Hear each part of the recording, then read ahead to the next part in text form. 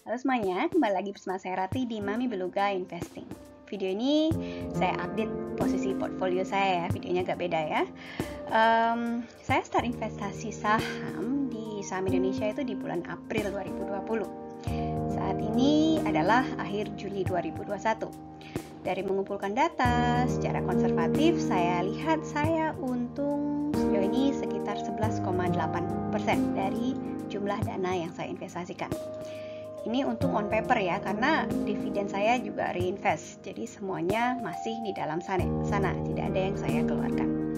Dari melihat angka ini ya 11,8% untung, saya merasa satu, gak rugi belajar analisa fundamental karena performance portfolio saya sedikit di atas benchmark index IHSG ya. Sekedar informasi, saya start belajar saham itu ya dari bulan April itu, dari saya mulai investasi. Yang kedua, saya juga happy portfolio saham saya performance-nya lebih bagus daripada investasi emas, karena di dalam nanti saya bandingkan pergerakan harga saham saya dengan pergerakan harga emas.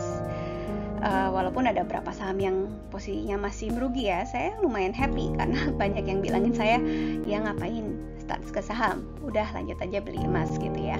Oke, ternyata ya nggak segitu menyedihkan saya start beli saham. Oke, seperti biasa saya disclaimer ya, video saya ini video amatir dengan riset amatir, tujuannya untuk mendokumentasikan perjalanan saya untuk belajar mengenai investasi saham dari awal. Kalau ada punya masukan, silakan tulis di komentar. Yang saya kemukakan channel ini jangan dianggap sebagai nasihat keuangan. Saya juga baru belajar, sedang belajar, dan saya berusaha sharing. Mohon melakukan risetnya sendiri sebelum membuat keputusan keuangan dan investasi. Itu penting sekali ya, investasi di hal-hal yang Anda mengerti. Saya juga sedang berusaha melakukannya. Oke, sekarang mari kita buka-bukaan portfolio saya. Oke, di sini di layar saya tampilkan ringkasan posisi portfolio saya di dua grafik ya. Grafik di atas, nilai portfolio saya. Ini pergerakannya ya, nilai portfolio saya. Dan grafik yang di bawah itu melacak transaksi mingguan saya. Tiap grafik menampilkan lebih dari satu informasi ya. Lapisan informasinya ada beberapa. Jadi kita lihat satu persatu sambil kita bahas ya. Kita mulai fokus ke grafik yang di atas, yaitu grafik nilai portfolio saya. Informasi pertama di grafik ini adalah, yaitu garis merah ini ya, merah atau pink ya itulah ya, adalah nilai harian portfolio saya. Jadi saya lacak dari sejak awal, yaitu 13 ya, nilai harian portfolio saya lacak dari 13 April 2020 pertama kali saya belanja. Per tanggal 27 Juli 2021 saat video ini disiapkan, nilai investasi saya ada di 9.069.800 rupiah. Oke, nggak banyak ya. Oke, kemudian sebagai garis biru adalah biaya yang saya keluarkan. Ya, kalau portfolio saya berada di bawah garis biru seperti yang kita lihat di sini di bulan Oktober tahun lalu, itu menandakan kalau saya mengalami kerugian. Jadi harga saham saya, nilai investasi saya ada di bawah dari biaya yang saya keluarkan. Jadi melihat grafik ini saya sedikit lega ya, at least untuk sekarang ya, bukannya di bulan Oktober tahun lalu ya. Untuk sekarang saya agak lega karena sebagian besar nilai portfolio saya ada di atas garis biru. Artinya saya nggak beli rugi terus-terusan. Ya. Pertanyaan saya selanjutnya, gimana performa portfolio saya kalau dana untuk beli saham ini saya belikan reksadana indeks ya? Apakah lebih bagus atau lebih jelek? Jadi di sini pertanyaannya adalah, ada gunanya nggak sih saya belajar value investing? Jadi baca-baca perusahaannya ada gunanya nggak sih? Atau lebih mending saya beli reksadana indeks saja? Oke, di sini saya plot skenario nabung reksadana indeks saham sebagai garis hijau putus-putus. Angka yang saya plot di sini adalah pergerakan nilai IHSG ya. Jadi karena lebih simple ngelacaknya dibandingkan melacak pergerakan harga reksadana indeks satu-satu ya. Yang IHSG ya semestinya lumayan dekat atau sama ya mungkin dengan pergerakan harga reksadana indeks. Oke, kita lihat ke layar. Secara sekilas sepertinya nggak jauh beda angka nilai antara saya nabung reksadana indeks saham atau IHSG dengan saya pilih-pilih sendiri selama ini. Ada beberapa saat di mana reksadana indeks lebih bagus, yaitu sekitar awal Maret 2021. Sisanya sebagian besar performa portfolio saya sedikit lebih bagus daripada reksadana indeks. Dari sini saya mikir, oke, jadi mungkin nggak segitu ruginya ya saya start belajar untuk investasi ya, pilih-pilih saham satu persatu. Tapi saya mikir lagi sekarang ya, ada yang bilang udah nggak usah masuk saham, emas aja ya, karena paling safe. Oke, jadi saya kepikiran gimana kalau saya bandingkan portfolio investasi saya dengan investasi nabung emas.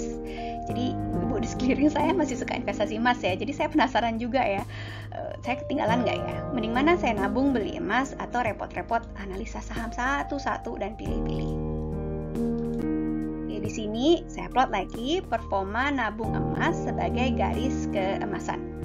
Oke, sampai dengan bulan November 2020, performa ketiganya yaitu saham, reksadana indeks, dan emas masih lumayan mirip. Tapi setelah itu sampai dengan sekarang kita lihat performa nabung emas lebih rendah daripada saham dan reksadana indeks. Di sini ada catatan lagi ya. Jadi beli emas itu yang saya tahu, saya nggak segitu familiar, nggak segitu tahu banyak. Bagi yang tahu mungkin bisa tulis di komentar ya. Yang saya tahu itu nggak sama antara beli di satu tempat dengan tempat yang lain. Ada yang namanya spread juga kan, kita beli berapa, jualnya itu di harga yang berbeda. Jadi kenyataan di lapangan mungkin lebih kompleks daripada ini. Tapi dari segi harga komoditi, nabung emas itu sepertinya lebih rendah hasilnya daripada nabung saham pilih-pilih dengan cara saya, dengan style saya, dan juga reksadana indeks. Oke, kita lanjut lagi ya. Berapa saat bahkan ya nabung emas itu, harga komoditi emas itu ya sempat merugi, yaitu dari bulan Januari 2021 sampai dengan Mei 2021. Kalau kita pertimbangan dengan spread, mungkin harganya bisa lebih rendah lagi ya. Spread itu perbedaan harga beli dengan harga jual ya. Oke, sekarang datanya saya display, presentasi, tampilkan dengan cara yang sedikit berbeda ya. Di grafik di bawah saya plot grafik laba rugi saya dari awal saya bangun portfolio ini, di mana warna merah laba rugi portfolio saham saya ya. Hijau putus-putus laba rugi skenario kalau uang yang sama saya belikan reksadana indeks saham, dan yang kuning putus-putus kalau skenario uang yang sama saya belikan emas atau nabung emas. Kita lihat portfolio saya sempat mencatat kerugian di beberapa waktu, tapi lebih sering untung. Kemudian skenario reksadana indeks saham nggak terlalu jauh juga dari yang pilih-pilih ya. Kalau malas analisa, mungkin ya beli reksadana indeks itu bisa jadi pertimbangan. Lebih simpel daripada pilih-pilih saham satu-satu. Oke. Untuk skenario nabung emas sepertinya lebih sering di area negatifnya ya. Ada beberapa saat positif. Oke, dari plot ini saya dapat angka per tanggal 27 Juli saat video ini disiapkan, portfolio saya untung 11,8% dari dana yang saya taruh. Oke, berikutnya kita lanjut ke grafik transaksi mingguan ya. Jadi begini transaksi mingguan saya. Kalau pertanyaannya, kapan saja saya bertransaksi? Jawabannya tergantung dari ketersediaan dana. Jadi saya nggak terus-terusan ada duit ya, dan ketemu saham yang lagi murah. Oke, nah di bagian grafik bagian bawah ini saya plot juga jumlah transaksi mingguan saya sebagai blok-blok merah. Jadi di sini ya, jadi nggak rata. Kadang saya belanja, kadang kosong selama sekian lama ya. Paling banyak saya belanja itu 1 juta. Sisanya ya puluhan, ratusan ribu, kadang di bawah 100 ribu ya. Oke, nah setelah pegang sahamnya saya juga dapat dividen. Nggak tahu kenapa ya, saya happy banget setiap kali dapat dividen. Di sini saya plot dividen sebagai blok biru. Karena dividen sifatnya duit masuk, maka arahnya ke bawah. Oke, total ada 5 minggu saya terima dividen. Jumlahnya belum banyak. Dan sepertinya perlu kaca pembesar untuk melihatnya ya. Karena sekarang mungkin nggak terlalu kelihatan ya. Oke, ini dia bulan September. Oke, ini dia bulan Mei sedikit. Dan berikutnya di bulan Juli ya. Oke. Ya, ini dia jumlah keseluruhan dividen yang saya terima per tanggal 27 Juli 2021 ya. Jumlahnya adalah Rp128.637,13. Saya mencatat pemasukan dan pengeluaran saya dengan app Expense Manager ya. Ini tampilan dari app Expense Manager saya. Oke, saya nggak ngiklan, tapi saya beneran pakai. Jadi supaya tahu ini asalnya angkanya dari mana. Jadi saya manual catat satu persatu dan saya review ini angkanya.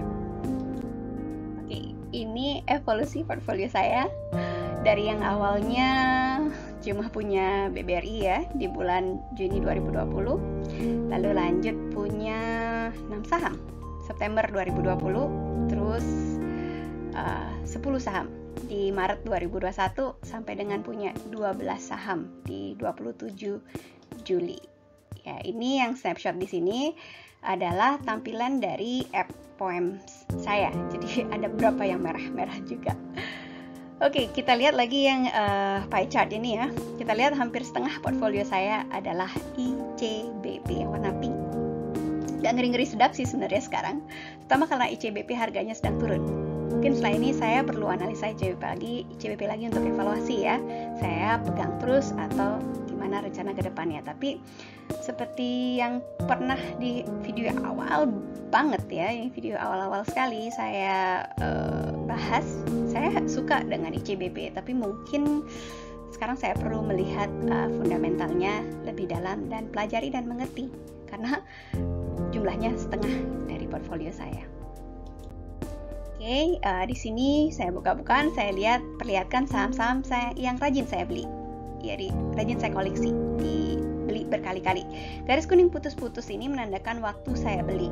Seperti yang kita lihat di slide sebelumnya, hampir setengah portfolio saya isinya ICBP dan kita lihat di sini harganya turun lumayan jauh dari harga pada saat saya beli.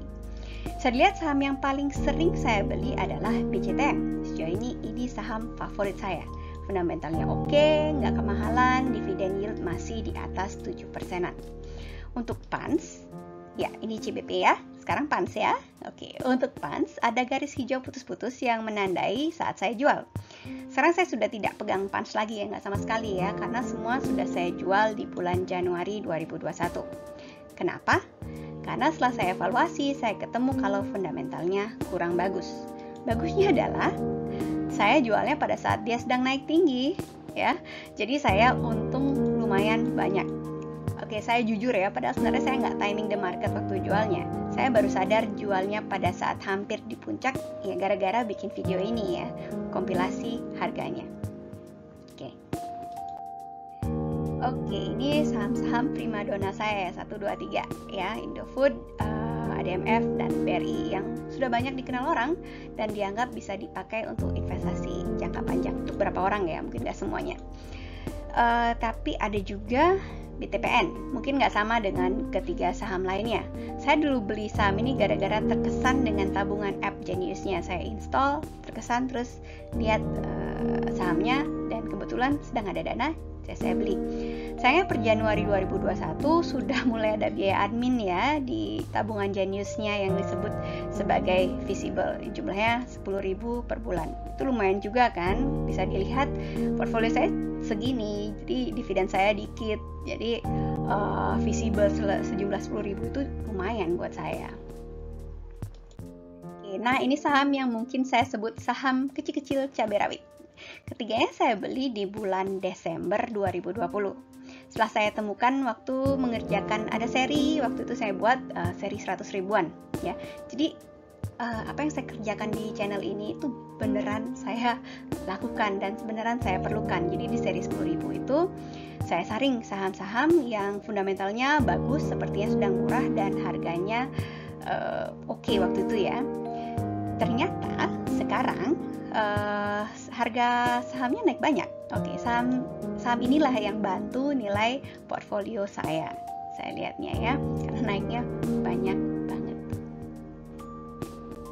Oke, nah ini saham kecolongan. Saya berharap semoga kondisi keuangan Sril kembali membaik. Saya belum sempat evaluasi Sril lagi semenjak 2 video saya sebelumnya. Mungkin nanti saya evaluasi lagi ya untuk mendapatkan pengertian yang lebih dalam tentang perusahaan ini. Jadi itu bakal bantu saya juga untuk investasi ke depannya. Serial ini juga saya ketemukan di saham 100.000 yang kemarin ya, karena harga per lotnya atau 100 lembarnya di bawah 100.000 dan pada waktu itu fundamentalnya bagus. Oke, ada 2 video yang saya keluarkan membahas tentang serial ya, nanti juga linknya ada di deskripsi. Oke, jadi segitu aja ya. Itu tadi evaluasi portfolio saya untuk pertengahan tahun ini. Buat beberapa orang, buat banyak orang lah ya, nilainya mungkin nggak segitu besar ya, tapi buat saya ini cukup besar dan saya lumayan happy sama performance-nya. Mungkin belum terlalu optimal, jadi jangan dibully. Saya masih belajar, kedepannya semoga saya bisa pilih-pilih saham dengan lebih baik dan bisa meningkatkan nilai portfolio saya lebih baik lagi. Kalau ada saran dan masukan, please silakan tulis di komentar. Bantu saya untuk belajar juga. Oke, sekian video saya kali ini. Sampai